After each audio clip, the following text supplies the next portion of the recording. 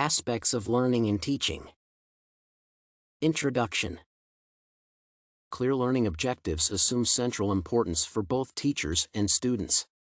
Possessing definite goals for each lesson, educators understand what learning materials they should utilize, what primary activities learners should perform, and whether learners have acquired delivered knowledge.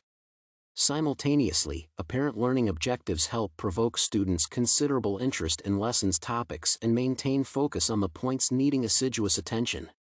In this regard, teachers can use one of the famous goal-setting approaches, namely, SMART criteria that require objectives to be specific, measurable, attainable, relevant, and time-based.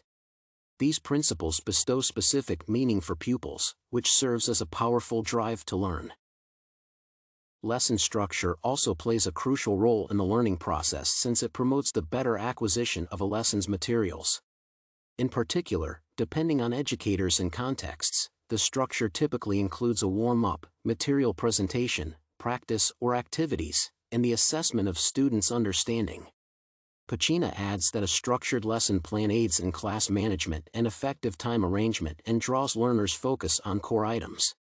Overall, these components make learning coherent, establish a direct connection between lessons, and help students retrieve necessary knowledge more conveniently. New learning. Making the learning process consistent and meaningful with the clear division of lessons that is guided by a particular, overarching theme and aim is critical for the acquisition of skills.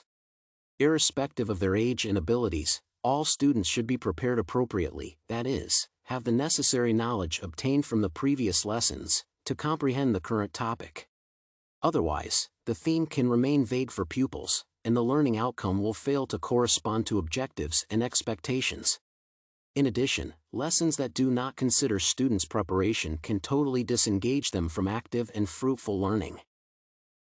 For example, the study by Jong, and King has inferred that students with less prior knowledge are inclined to experience lower engagement and higher cognitive load.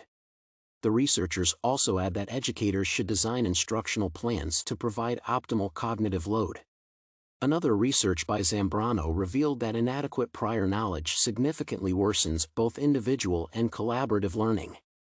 As a result, this can severely impair the connection between sessions, worsening or eliminating learners' interest in the subject overall.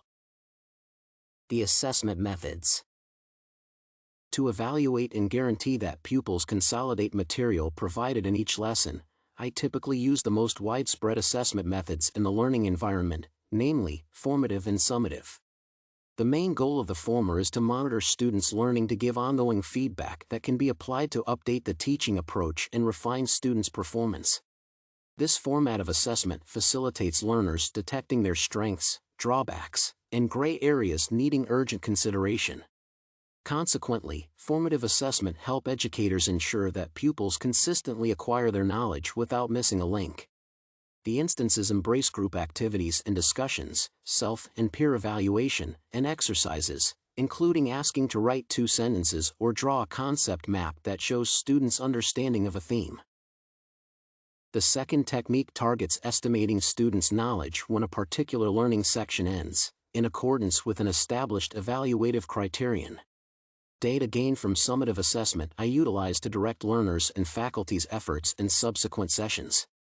In my lessons, I have used tests and exams. It is also worth noting that compared to formative assessments, it has a high point value. Besides, I should note that I preferred to apply formative assessment more frequently because I could better understand pupils' comprehension and interests, and they were also much more engaged in this format.